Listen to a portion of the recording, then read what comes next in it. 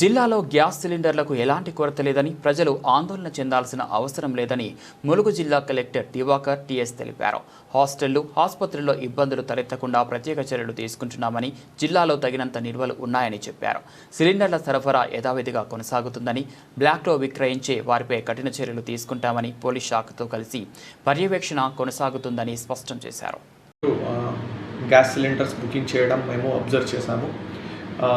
ఈ వీడియో ద్వారా నేను అందరికీ చెప్తున్నది ఒకటి, డొమెస్టిక్ కన్జంప్షన్ కోసం, అంటే మీ ఇంట్లో వాడే గ్యాస్ సిలిండర్ కోసం ఎటువంటి కొరత అనేది లేదు అండి. మీరు ఎవరు ప్యానిక్ చెందాల్సిన అవసరం లేదు. మన ములుగు జిల్లాలో ఏదైతే బుకింగ్ అయిందో ఇప్పటి వరకు అవన్నిటినీ సరఫరా చేయడానికి మనకి అడిక్వేట్గా స్టాక్ ఉంది. ఇంకా స్టాక్ రెగ్యులర్గా సప్లై కూడా మనకి ఉన్నది. ఎవరు ప్యానిక్ చెందాల్సిన అవసరం లేదు.